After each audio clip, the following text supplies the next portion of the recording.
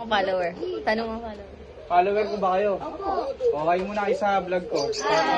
Shoutout, sabihin nyo, shoutout, J. Palparan.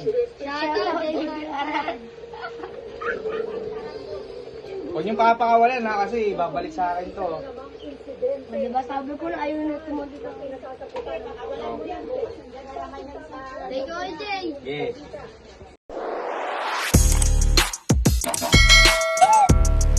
Good morning sa inyo lahat mga kalapatids. Isang mapagpalang Sunday sa inyo lahat. And maaga tayo naggayak, naligo na tayo.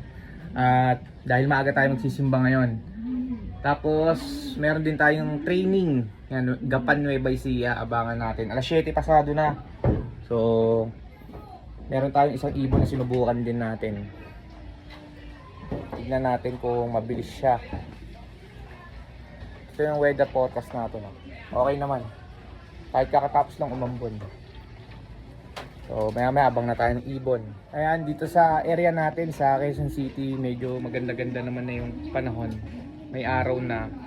Pero nag-update yung presidente natin sa club. At maya maya daw magbibitaw dahil makulimlim doon at maambon sa Gapan. Kaya siguro maya maya pa yung ibon natin. Sana bago tayo umalis ay dumating na yung ibon. So ayan mga kalapatids, time check natin 8:15 ng umaga. At na-delay yung na-delay yung bitaw ng mga ibon natin. 7:25 na ng umaga binita dahil nga makulimlim at maambon sa Gapan. So 8:15 nasa 1/4 na pababa yung natin speedan. So maya maya tayo siguro bago mag 8:30 abang na tayo. So ayan mga kalapatids, nasa 1:2 na yung speedan. Pwede na tayo magabang. Tignan natin kung maaga uwi ng ibon natin. Ayan. Ganda na araw dito. Ayan, 8:28. Wala pa tayong ibon. Ito yung weather forecast. Maganda na, mainit na.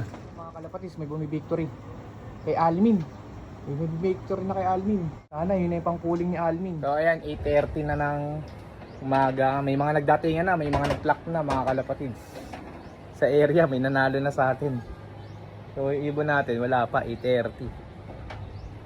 Donate. Time check 8:30. Yan ay nakapuling natin, ngayon lang dumating. Ayun, wala na, pangatlo na siya sa ibon natin. Ayun siya, pasok! Pasok, dali! Dali!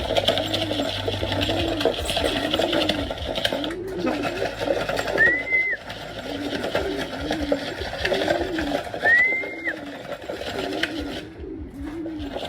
Pasok!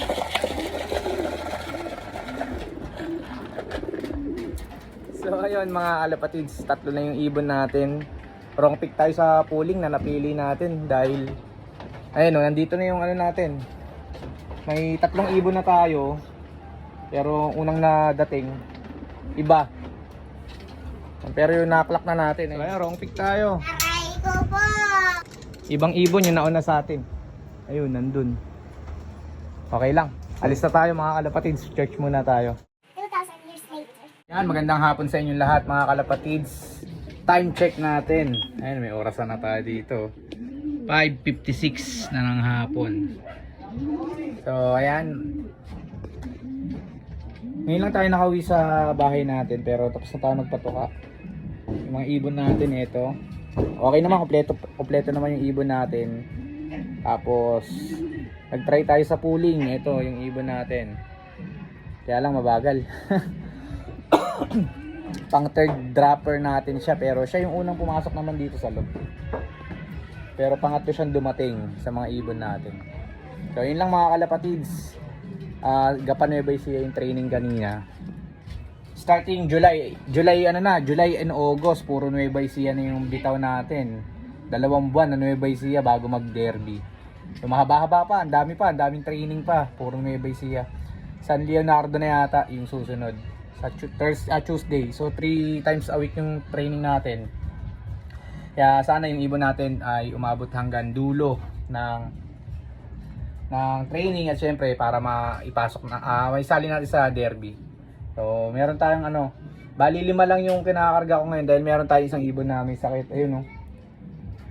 Yan. Lahat naman ng inano natin mga naka superset, tapos parang 3 piraso yata o 4 yung naka motoring pa. Yan. So, good luck sa atin. Sana magkaroon naman tayo ng magandang race this NDR. Tapos yung south natin, siguro asikasuhin na natin yan by July. Ayun yung mga south natin. Asikasuhin natin dito sa may loop na yon, yung kasi bibili pa ako ng ano eh, bibili pa ako ng tawag dito, paleta. Gagawan natin sila ng box perch o ng perch, tapos lalagyan pa natin yan ng ano, ng screen, tapos yung bubong para hindi ko lang alam pa kung saan sila ipepesto. Pag dyan kasi mahirapan ng kunin pag iniisipan pa natin, nahanapan pa natin ng pwesto yung mga ibon natin. Hindi ko sila pwedeng ipabatya rin dito dahil nga dito pa yung norte natin. Kaya nag-iisip ako susunod kung paano diskarte.